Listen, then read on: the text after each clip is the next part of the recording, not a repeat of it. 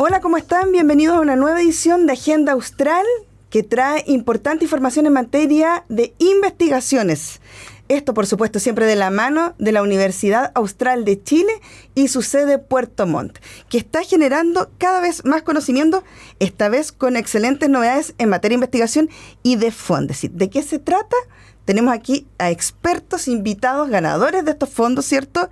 Y a quien está a cargo del área de investigación, Felipe Muñoz, psicólogo, director de investigación de la sede Puerto Montt de la Universidad Austral de Chile. Felipe, muy bienvenido a Agenda Austral. Hola Patricia, muchas gracias.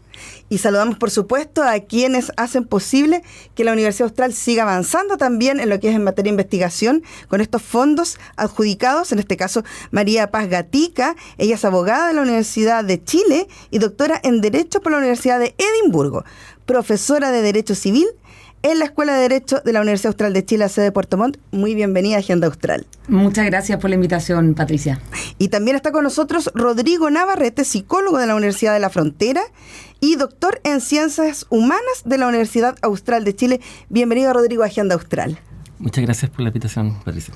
Yo creo que la pregunta que parte abriendo esta conversación, a todos muchas gracias por estar hoy día con nosotros, es ¿qué es el Fondesit? Pero un poquito antes, ¿qué es el área de investigación de la Universidad Austral de Chile? Bueno, la universidad tiene una vicerrectoría de investigación, ya que es la VITCA, la Vicerrectoría de Investigación de Desarrollo, Investigación y Creación Artística. Y esa vicerrectoría tiene un vicerrector, ¿cierto? Y tiene unidades también, ¿cierto? Pero nosotros acá en Puerto Montt localmente, dado el tamaño de la sede, que es bastante grande, ¿cierto? Tenemos una unidad de investigación directamente, una dirección de investigación. Y esta dirección tiene dos propósitos principales. Uno de los propósitos es potenciar la investigación. Recordemos que la sede es compleja, tiene 17 carreras distintas, o sea, tenemos profesionales de áreas muy diversas, temas muy diversos, lo que nos transforma en algo así como una universidad pequeñita, ¿ya? Somos algo así. Entonces, una parte es potenciar esto. Y los Fondesit caen dentro de los proyectos estrella de la Agencia Nacional de Desarrollo e Investigación. ¿Ya? De Investigación y Desarrollo, perdón. La NID, ¿cierto? Que pertenece al Ministerio de Ciencia.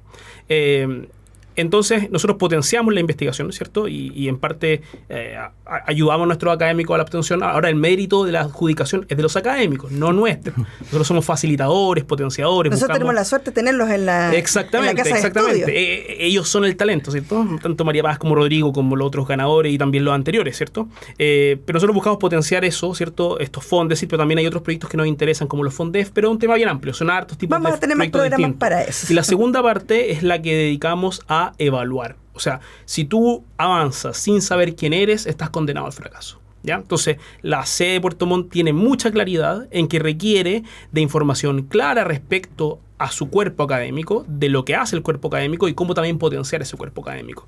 Entonces, dedicamos mucho tiempo a conocer bien a nuestro académico y con el tiempo también hemos ido trabajando en ir generando sinergias entre aquellos, ¿cierto? Y esto implica juntar a las personas porque ciertamente los equipos terminan siendo mucho más ricos en productividad que los individuos trabajando como islas, ¿ya? Entonces, tenemos esas dos funciones. Por una parte, potenciar, otra, medir. Y en este sentido, Felipe, me imagino que también estamos en proceso todavía de admisión, de postulación, los chicos, ¿cierto? Las fechas. Tener en cuenta el currículum de profesores, ¿cierto? Con proyectos Fondesit y otros proyectos de investigación adjudicados es muy importante a la hora de tomar la decisión académica. Es una gran diferencia que la sede de Puerto Montt ofrece respecto a otras universidades regionales.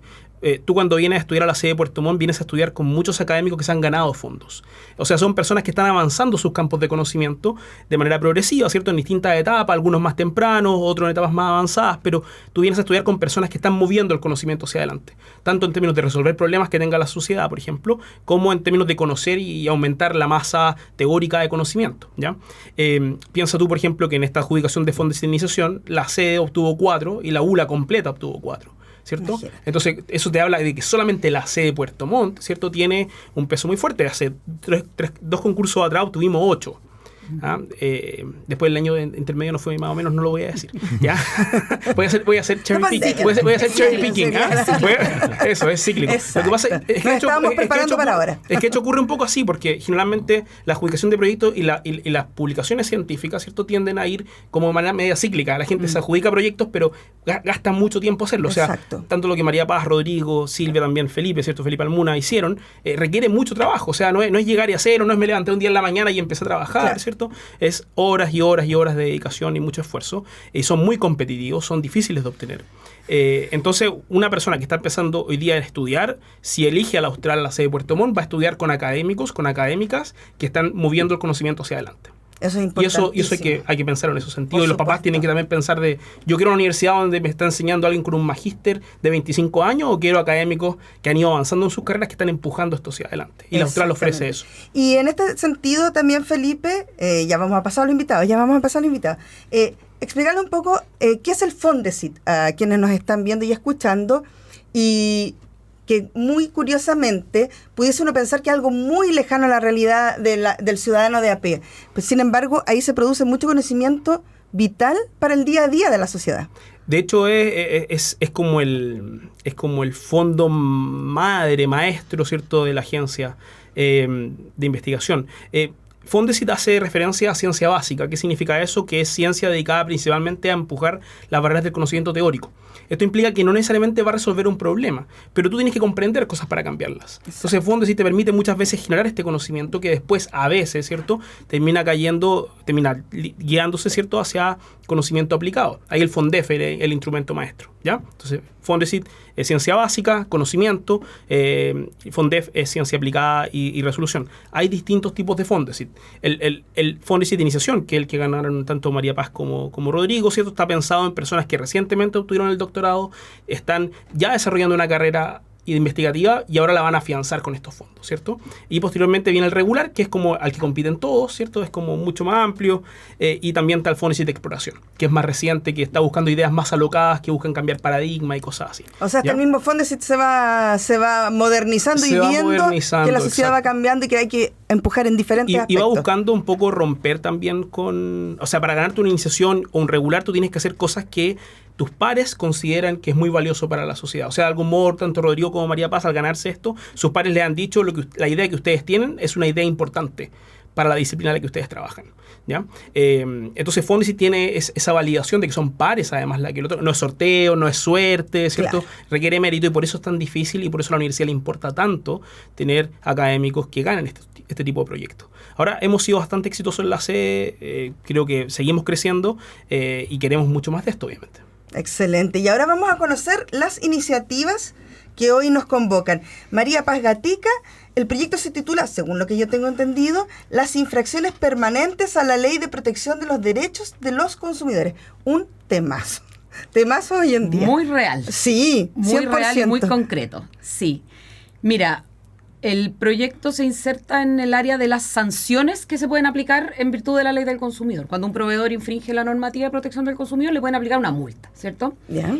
Pero para aplicar esas multas, al igual que en un montón de otros tipos de acciones, hay un plazo que le llamamos el plazo de prescripción. Perfecto. ¿Cierto? Conocemos, ¿sí? Hemos escuchado hablar de la prescripción, ¿cierto? Es el plazo que tú tienes para solicitarle a un tribunal, en este caso, que aplique una multa al proveedor. Y ese plazo se cuenta, de acuerdo a la ley, desde que la infracción cesa. Es decir, desde que el proveedor deja de infringir o deja de incumplir la norma. ¿Cuándo se entiende que cesa una infracción? Es decir, ¿cuándo entendemos que el proveedor dejó de infringir la normativa? Es una pregunta que se responde de acuerdo a distintas formas o distintos tipos de infracciones. Hay distintas formas de infringir la ley del consumidor.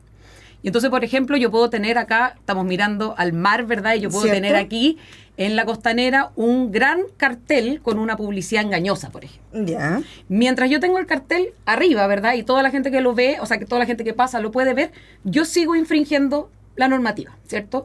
El día que yo lo bajo, entonces se termina de cometer la infracción y empezaría a correr el plazo para que a ti te puedan multar. ¿Cuál es el problema que yo abordo en mi proyecto? Es que no todas las infracciones tienen un cese tan claro. Sí. Entonces, en el caso de la publicidad que está ahí en un cartel y mientras tú lo tienes ahí y lo ves, tú dices, todavía están infringiendo la normativa porque tienen el cartel con la publicidad engañosa arriba, es súper claro. pero hay un montón de casos que no son tan claros. Por ejemplo, poner cláusulas abusivas en un contrato. ¿Ya? ¿Cuándo deja de infringirse la normativa? ¿Cuando la ponen en el contrato, en el acto mismo en que la ponen, o mientras exista el contrato y todavía tenga la cláusula dentro? ¿O qué pasa, por ejemplo, cuando, no sé, compras algo en una multitienda y se atrasa el despacho? ¿Cuándo deja de cometerse la infracción? ¿Se comete el día que se atrasan y a partir de ese momento empieza a correr el plazo para multar? ¿O se sigue cometiendo mientras no te llegue? Y claro. ¿Verdad? Y así un montón de cosas. Hay un montón de otras, no me voy a explayar mucho más, pero sirve para ilustrar el punto, ¿verdad? Algunas de estas infracciones las han calificado como permanentes, pero hay tribunales que dicen que, por ejemplo, la cláusula abusiva es permanente y otros dicen que no es permanente. Hay tribunales que dicen que incumplir un contrato es permanente mientras no se cumpla, el otro dice que no es permanente.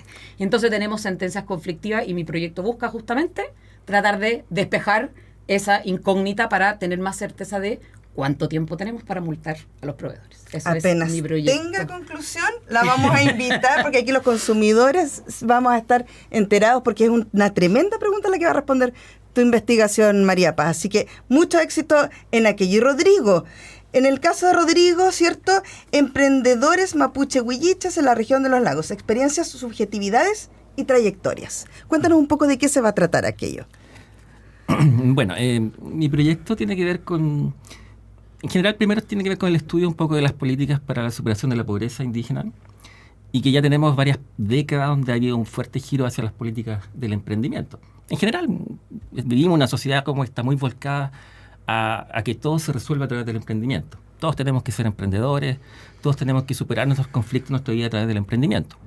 Esto ha llegado también a la política social, a las políticas de superación de la pobreza y también a la política orientada hacia los pueblos indígenas, hacia la superación de ciertas problemáticas de discriminación, de exclusión, de marginación de los pueblos indígenas a través del fomento de estrategias de emprendimiento. Y lo que yo busco con este proyecto es indagar en la percepción de los propios sujetos que son transformados en emprendedores y que son interpelados como emprendedores por la política pública. Porque tenemos, digamos, hay como dos extremos, que uno es el extremo como de los expertos, la gente de las instituciones, de los expertos que nos dicen esto es lo que hay que hacer, este es el tipo de emprendimiento que hay que seguir, esta es la forma como tienen que emprender los sujetos para salir de la pobreza. Y hay otro extremo que es un poco más académico, que es muy crítico, hay una línea muy crítica del emprendimiento que nos dice esto es puro neoliberalismo y es puro transmisión de valores neoliberales en los sujetos. Bueno, lo que me interesa es cómo alejarme un poco de esos dos extremos y preguntar a los propios sujetos. ¿Qué significa ser un emprendedor indígena? ¿Cómo se vive, cómo se experimenta, cuáles son las problemáticas que se enfrentan? Y cómo se resignifican también ciertas políticas, porque los sujetos no son marionetas, digamos. Aunque Exacto. hayan ciertas políticas que impulsen que los sujetos hagan algo y se transformen en algo, los sujetos, creo yo, ese es un poco el supuesto, tienen siempre la capacidad de acoger esas políticas, resignificarlas, darles otro sentido, readaptarlas. De acuerdo a su propia cosmovisión también de los tiempos, Claro. ¿cierto? Las costumbres propias de los pueblos mapuche, huilliche. O sea, partir de la base que hay que consultarle a ellos, claro, como dices tú, qué es lo que les interesa, Claro. cómo ven las cosas. Esa es un poco la línea, o sea, es precisamente preguntarle a los propios sujetos, primero, cómo han sido estas experiencias, sus trayectorias, cómo se relacionan con estas políticas, qué significado tiene para ellos, qué proyecciones también tienen hacia futuro, y también la capacidad que tiene un poco, digamos, el mundo indígena, que es de recoger y resignificar ciertas políticas que a veces no son pensadas para algo. Digamos, un supuesto un poco en este proyecto es que el emprendimiento en el mundo indígena no solamente se traduce en impactos que tienen que ver, que sean económicos, no es solamente generar riqueza, también tiene que ver con un medio que se ha utilizado por el mundo indígena para revalorar la cultura, para revalorar la asociatividad, para revalorar un montón de elementos culturales presentes en el mundo indígena. Y que eso se escapa un poquito de lo que a veces se ve desde los expertos o desde los críticos. Y eso yo creo que se puede comprender solamente si uno se acerca a los sujetos, comprende sus historias, comprende lo que ellos te van contando, y nos permite tener una visión entonces un poco más compleja de este fenómeno, un poco más equilibrada también, que sería un poco el objetivo de este tipo de investigación. y que además nos va a permitir conocer, ¿cierto?, lo que el pueblo mapuche huilliche expresa respecto de este tema, y yo creo que dirigir mejor las políticas públicas en esa área, porque vamos a tenerlos a ellos mucho mejor involucrados, así que va a ser un tremendo aporte también esa investigación. María Paz y Rodrigo, les doy las gracias por haber estado el día de hoy con nosotros. Nos espera un invitado más, así que vamos a hacer un breve alto, y a la vuelta estamos con el siguiente invitado aquí en Agenda Austral. Y seguimos haciendo Agenda Austral el día de hoy con el tema investigación y estos proyectos Fondesit que se han adjudicado académicos de la Universidad Austral de Chile, específicamente de la sede Puerto Montt. Y ahora estamos con Felipe Almuna. Él es profesor de Matemática y Computación, doctor en Educación y académico del Instituto de Especialidades Pedagógicas de la sede Puerto Montt de la Universidad Austral de Chile. Bienvenido a Agenda Austral. Muchas gracias, Patricia, por la invitación. Gracias a ustedes. Y estábamos revisando, ¿cierto?, los proyectos, y el suyo es Estudiando el razonamiento matemático en el sentido de la medición PISA en profesores de matemática de la región de los lagos. Partamos por contarle un poco a quienes nos están escuchando y viendo qué es la medición PISA. La medición PISA es una prueba internacional que hacen las economías y países invitados que pertenecen a la OECD, que es la Organización para el Desarrollo Económico, y tiene por objetivo simplemente determinar que también los estudiantes del mundo ocupan la matemática que saben en la vida real. Porque a uno le dicen siempre, no, si eso después tú no lo vas a utilizar en la vida, y en el fondo la matemática está presente siempre en nuestra vida. Siempre está presente. Entonces, la medición PISA en matemática tiene ese foco, y Chile participa desde el año 2006, el 2003 participó en el pilotaje, pero desde hace más de 15 años los resultados en matemática están estancados. Ya. Entonces, de ahí nació la idea de este proyecto de investigación, que básicamente, como bien decía hace un momento atrás, la prueba, la medición es para los estudiantes. Los resultados de los estudiantes están estancados, pero la hipótesis que tiene la literatura y que tengo yo es que los estudiantes no pueden desarrollar sus competencias matemáticas porque los profesores no están capacitados para desarrollar esta competencia en los estudiantes. Quizás no se ha modernizado el método de enseñanza, pudiese ser una explicación a buscar alguna hipótesis en esta investigación. Exacto, para allá tendemos. Básicamente lo que se observa aquí en el currículum nacional es que el foco es en los contenidos. Sé resolver ecuaciones, sé calcular porcentajes, pero hoy en día el Ministerio de Educación y los distintos lineamientos internacionales están enfocados en desarrollar habilidades para que la gente tomemos decisiones informadas usando la matemática. Mira qué bien, sobre todo pensando justamente en que si ha habido un estancamiento es importante ya superar estas barreras, y esto nos va a llevar a analizar nuestro modelo educacional, ¿cierto? ¿Esto es en básica y en media o solamente en cuál de los dos? Para profesores de media, ¿ya? Es decir, de séptimo básico, que es la media, hasta cuarto medio. Perfecto. ¿Y el área en la cual ustedes van a realizar su estudio es la región de los lagos? Está focalizado en la región de los lagos. Es una investigación que nace desde acá y para los profesores y para el sistema educativo de la región. ¿Y ya tienen más o menos visto con quiénes van a trabajar esta investigación?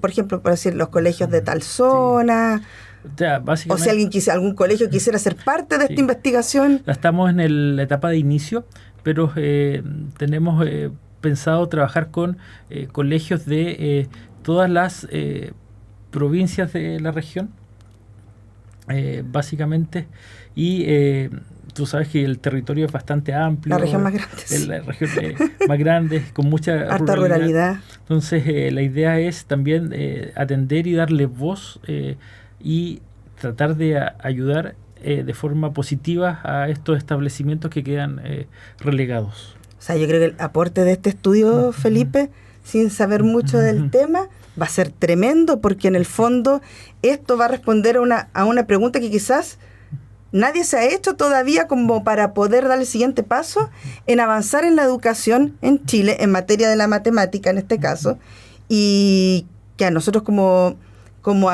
región nos va a entregar un diagnóstico. Aquí, así estamos y esto es lo que podemos hacer.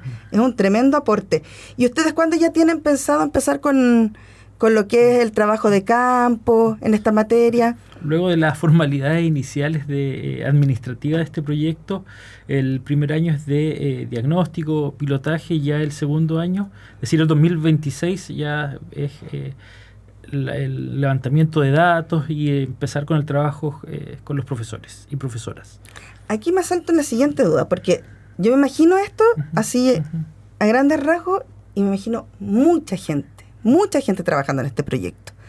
Los estudiantes de la Universidad Austral de Chile, ¿participan en alguna parte en este tipo de iniciativas? Sí, está considerado. Nosotros en la sede de Puerto Montt de la Universidad Austral tenemos la carrera de Pedagogía en Matemáticas y Pedagogía en Educación Básica con mención en Ciencia y Matemática. Entonces, con el fin de apoyo logístico, pero también de que los estudiantes, futuros colegas, futuros profesores, desarrollen estas competencias para que ellos también sean los embajadores luego en sus establecimientos educacionales, es que de esa forma el proyecto los tiene contemplados para que también realicen sus tesis de pregrado en la temática del proyecto. Esto en el fondo, Felipe, también va generando una cadena de respuestas, por ejemplo, de preguntas y respuestas, ¿cierto? Porque en el fondo, esto que va a buscar me dicen que nos quedan 5 minutos, ya lo voy a hacer cortito, pero esto que genera la pregunta a responder de esta investigación va a generar en el estudiantado también muchas posibles tesis el día de mañana, como decía también Felipe acá. Genera oportunidades, o sea, el proyecto de Felipe Almuna, ¿cierto? Como otros proyectos anteriores, generan oportunidades para estudiantes de pregrado que ya están. Exacto. Y muchas veces abren espacios, ¿cierto? De distintos roles. Desde el levantamiento de datos, hasta análisis de datos, hasta escritura de artículos científicos, o sea, eso también ha ocurrido. Entonces, esto no es solamente una oportunidad. Además, imagínate estudiar pedagogía con el profesor que está estudiando cómo mejorar la pedagogía en matemáticas. Entonces, eso también te permite a ti, si tú quieres estudiar pedagogía en matemáticas, pensar, bueno, tal vez me voy a estudiar con alguien que no solamente sabe de cómo hacerlo, sino que está viendo cómo lo mejora, ¿cierto? En ese proceso continuo. Así que los proyectos dejan harto. Ahora, los proyectos también son secuenciales, porque Felipe hace esto ahora, pero eso va a abrir nuevas preguntas que después va a intentar responder con proyectos posteriores, ¿cierto? Y así, hasta el final de la carrera académica, ¿cierto? Hasta el infinito y más allá. Se demora harto tiempo el proceso de proyecto en proyecto, pero uno va avanzando a medida que va haciendo cosas, ¿cierto? En el hacer mismo uno va descubriendo muchas cosas. Bueno, felicitarte, Felipe, porque en realidad tu iniciativa y con la que buscas en esto es un tremendo aporte. Yo creo que después las otras regiones van a empezar a preguntarse cómo estaremos nosotros, ¿cierto? Mirando esta investigación, así que va a ser el puntapié inicial. Quién sabe, es una tremenda transformación en materia educacional en nuestra región y en nuestro país. Así que felicitaciones por aquello y te tendremos también aquí en el programa cuando tengamos los primeros avances. Los primeros avances. Exactamente. Felipe, muchas gracias por haber estado el día de hoy con nosotros. A ti también, ¿cierto, Felipe? También recordar un proyecto adicional que fue adjudicado, ¿cierto? El proyecto de la doctora Silvia Soto, que hoy día lamentablemente no pudo estar. Agenda, así son los académicos, están investigando, están siempre en terreno, cuesta traerlos, pero le felicitamos también a Silvia Soto, quien va a desarrollar una investigación titulada Comportamiento residencial de inmigrantes, un tremendo tema, internacionales en ciudades intermedias del sur de Chile, que propone investigar el comportamiento residencial de los inmigrantes, los factores que median las elecciones de residencia, o sea, dónde eligen vivir, y sus efectos en sus oportunidades laborales, económicas y sociales. Esto en Puerto Montt, Puerto Varas y Punta Arenas. Así que también ahí vamos a tener el día de mañana un tremendo diagnóstico de esta situación en nuestro sur.